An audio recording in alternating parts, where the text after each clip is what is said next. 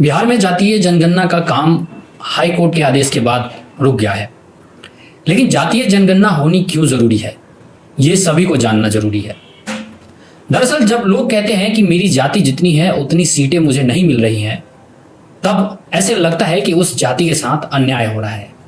उदाहरण के तौर पे एक कल का रिजल्ट ले लेते हैं यूपीएससी का, जिसमें पास करके लोग आईएएस बनते हैं, आईपीएस बनते हैं, आईएफएस बनते हैं।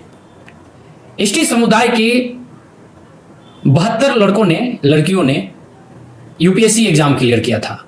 उसमें से 72 में से 40 अकेले मीना समाज के लड़कों ने वो एग्जाम क्लियर किया।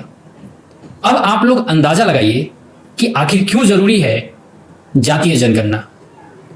मीना समाज की जो आबादी है पूरे देश में, वो लगभग एसटी समुदाय यानी जो आदिवासी समुदाय है उसमें केवल 2% है।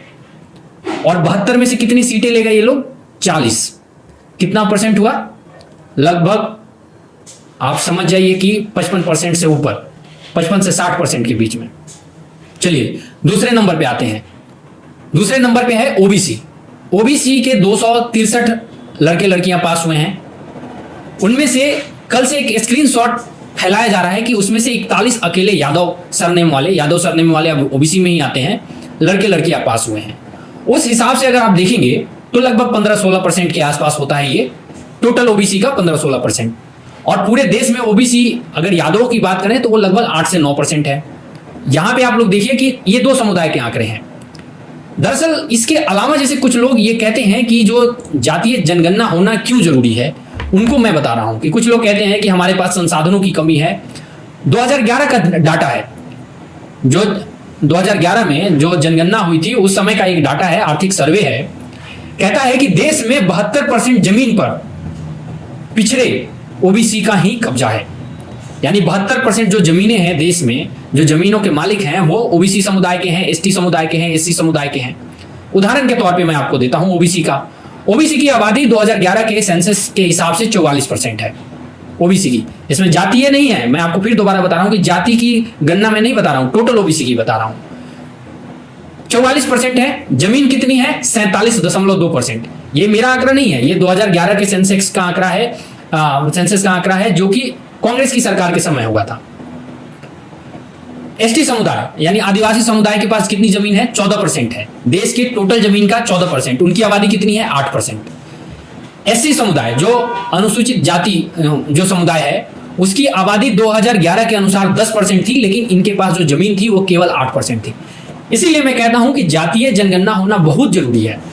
इससे सही तरीके से किस जाति को कितना क्या मिलना चाहिए पता लग सकता है। भले ही कुछ मेरे दोस्त जो फॉरवर्ड क्लास के हैं, जो स्वर्ण हैं, जो जनरल क्लास के हैं, वो शायद इस बात को लेके मेरे से एग्री ना करें, लेकिन सही मायने में जातीय जनगणना होना जरूरी है। जैसा कि मैंने बताया कि 72% देश की जमीन जो है वो ओबीसी, एसटी, एससी समुदाय के पास है। यानी कि 28% में आप जनरल क्लास मान लें और मुसलमानों को अगर ऐड कर लें तो 28% जमीनें देश की इन क्लास के पास है। और एक मोटा मोटी आंकड़ा है कि जो फॉरवर्ड, जो स्वर्ण क्लास है, जो जनरल क्लास है, वो लगभग 18 से 20% है पूरे देश भर में, जिसमें राजपूत, कायस्थ, आपको ब्राह्मण, भूमियार आते हैं। इसमें आप मुसलमान को भी ऐड कर सकते हैं, अल्पसंख्यकों को ऐड कर सकते हैं। तो अब देखिए, एक तो ये मोटा मोटी हो गया। दूसरा, एक बहुत बड़ा डेवलपमेंट होने वाला है 31 जुलाई को।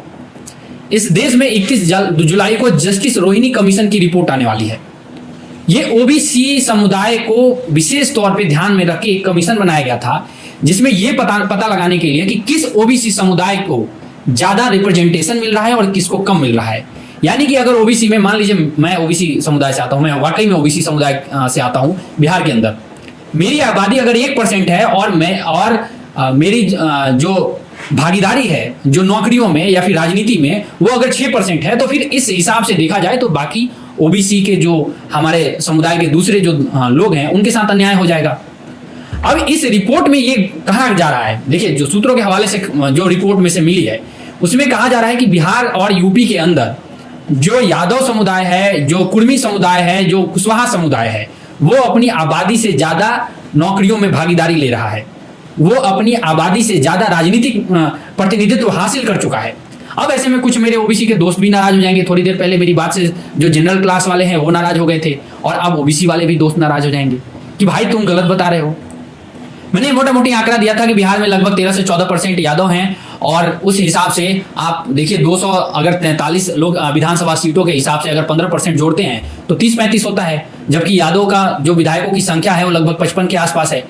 52-53-55 ऐसे है, मुझे एग्जैक्टली फिगर याद नहीं है, लेकिन 55 के आसपास प्लस 3 प्लस -3 कर लीजिए आप।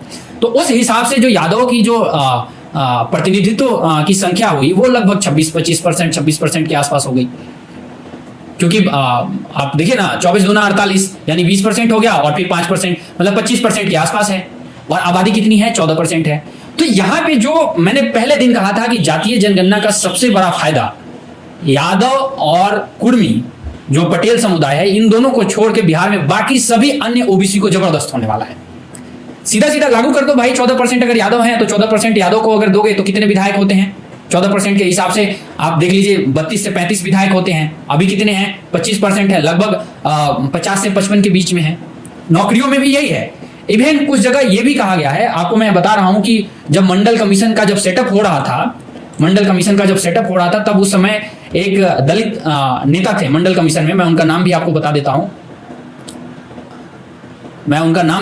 जब मंडल कमीशन सेटअप हो रहा था तो उस समय एक दलित जो उस कमीशन के सदस्य थे, उन्होंने कहा था कि उसमें से यादवों को बाहर रखा जाए, क्योंकि ये पूरा ओबीसी का हक अकेले खा जाएंगे। मैं उनका नाम बता देता हूं, आप लोग अगर चाहें तो आप लोग सर्च भी कर सकते हैं। थोड़ा सा ये मुझे समय लग रहा है, ताकि आप लोग के लिए फायदेमंद रहेगा। अगर कल को कोई अगर ये कहता है तो तर्क के साथ आप लोग ये बता पाएं कि आखिर ऐसा किसने कहा था। तो दरअसल देखिए, अभी तो थोड़ी देर पहले मेरे जो जनरल क्लास वाले भाई थे वो नाराज हो गए थे, अभी ओबीसी में कुछ मेरे यादव और पटेल भाई नाराज हो जाएंगे, लेकिन फिर भी मैं दोबारा बता रहा हूं, मैं कुछ और डिटेल आपको दे देता हूं। 1901 की जनगणना के अनुसार जो यादवों की साक्षरता दर थी वो लगभग जो ब्राह्मणों के बराबर थी। 70% लोग किसानी करते थे, यानी कि उनके पास जमीनें थी। आपको ये कह देगा कि यादव पिछड़ा है, तो भाई इसको देख के तो भाई बहुत हंसी आती है कि कहां से यादव भाई लोग हमारे पिछड़े हुए हैं। हाँ, मैं बता रहा हूं, मंडल कमीशन के दलित मेंबर थे एल आर नायक। मैं दोबारा बता रहा हूं, आप लोग याद कर लीजिएगा, उनका नाम था LR नायक। उन्होंने क्या कहा था कि यादव अग्री ओबीसी हैं, यादव जो है वो अग्री ओबीसी हैं, सारा आरक्षण इन तक सिमट कर रह सकता है। और सच में ही अभी जो रोहिणी कमीशन के आंकड़े आने वाले हैं उनसे साफ हो जाएगा, ज्यादा दिन नहीं है। रोहिणी कमीशन के जो आंकड़े हैं वो 31 जुलाई को आने वाले हैं, और उसके बाद ओबीसी के अंदर बंटवारा चालू हो जाएगा कि जिस कास्ट की जितनी संख्या है उस हिसाब से सीटों को तय कर दिया जाए। जैसा कि मैंने मीना कास्ट का बताया कि मीना समुदाय पूरे भारत में जो एसटी है, जनजाति है, जो आदिवासी समुदाय है, उसके केवल 2% में है, और लगभग 55% यूपीएससी की सीटें लेके चले गए। अब इसमें किसी को सामाजिक न्याय नहीं दिखता है। और मैंने कल से बताया, कल से एक व्हाट्सएप पे फॉरवर्ड हो रहा है, एक नोट फॉरवर्ड हो रहा है जिसपे ये दिखाया गया है कि लगभग 40-41 यादव भाइयों ने हमारा यूपीएससी निकाला है। बहुत बहुत बधाई उन 40-41 नौजवानों को और नवयुवतियों को जिन्होंने यूपीएससी क्रैक किया है। लेकिन आबादी के हिसाब से जो संख्या बनती है वो लगभग 8% है, और यहाँ पे इन्होंने 15% निकाला है। यानी कि अब मान के चलिए 8% कितना हुआ, दोबारा मैं आपको आंकड़े कुछ बता देता हूं। 8% होता है 26 से भी कम, 20 के आसपास होता है। 20 लोगों को यूपीएससी में जाना चाहिए था ओबीसी कोटे से। तो भाई जो जातीय जनगणना है वो होना तो बहुत जरूरी है। मैं ये मानता हूं नीतीश सरकार ने वो मास्टर स्ट्रोक चला है कि अगर पूरा हो जाए तो बिहार के अंदर की जो राजनीति है ना वो फिर दोबारा से बदल सकती है। आप पटना सचिवालय में जाइए, वहां पे देखिए कितना किस कास्ट का वहां पे रिप्रेजेंटेशन है। सबसे ज्यादा अभी के समय पटेल भाई लोग मिलेंगे हमारे, उसके बाद यादव मिलेंगे, वो छोड़ दीजिए जनरल और बाकी ओबीसी। मैं घूम के आया हूं, मैं टेबल जाके घूम के आया हूं एक एक करके। तो खैर, जातीय जनगणना क्यों जरूरी है ये इस वीडियो में हमने बात किया। फिलहाल किसी और वीडियो में अब मिलेंगे, तब तक देखते रहिए द बिहार मीडिया। हाँ, राजीव भाई का एक कमेंट आया है, राजीव दीपक जी हैं हमारे साथ, उन्होंने लिखा था कि मेरे ख्याल से जातीय जनगणना से बेहतर आर्थिक जनगणना होगा। देखिए राजीव जी, फिर वो बात वही हो जाएगी। आर्थिक जनगणना में क्या होता है, आप चल के देखिए, हाथी खरीद के बंदा बैठा हुआ है, ठीक है, उसके पास 100 बीघा जमीन है और बीपीएल कार्ड में नाम है, तो आर्थिक वाला सिस्टम वो ठीक नहीं है मेरे हिसाब से। तो आर्थिक लेवल पे अगर जनगणना होता है तो बहुत बेकार है। मैं उदाहरण दे सकता हूं कि दरवाजे पे हाथी खड़ी है, मतलब हाथी खरीद के रखने वाला व्यक्ति जिसके पास 40 लाख की हाथी है, 100 बीघा जमीन का मालिक है और बीपीएल में उसका नाम है, आप बताइए। तो आर्थिक लेवल पे तो ये मैनिपुलेट हो सकता है, आर्थिक वाले में तो भाई नहीं लिखाएंगे कि भाई हमारे पास तो टीवी नहीं है, क्योंकि टीवी पे तो रजिस्ट्रेशन नहीं होता है टीवी का, हमारे पास मोबाइल नहीं है, इस पर मोबाइल खरीदने में रजिस्टर नहीं था, हमारे पास तो वो छोटा वाला स्मार्टफोन नहीं है, जो नॉर्मल फोन होता है वो है। तो आर्थिक जो गणना होगी ना, उसका सीधा सीधा नुकसान एक तरीके से फिर से पूरे समुदाय को होगा, पूरे समाज को होगा। तो बेहतर है जाति गिन लो भाई, किसकी कितनी जाति है उतनी नौकरियों में फिक्स कर दो, उतना बजट आवंटन कर दो, उतनी जमीनों का भी बंटवारा कर दो, सीधा सीधा। लफड़ा ही नहीं है, मैं कह रहा हूं लफड़ा ही नहीं है। आप उतना जमीन भी बांट दो, उतनी नौकरी भी बांट दो। राजीव कुमार दीपक जी कह रहे हैं, मैं भी बस यही कह रहा हूं कि जिसके पास आज हाथी है उसी का लड़का कल हाथी खरीदेगा।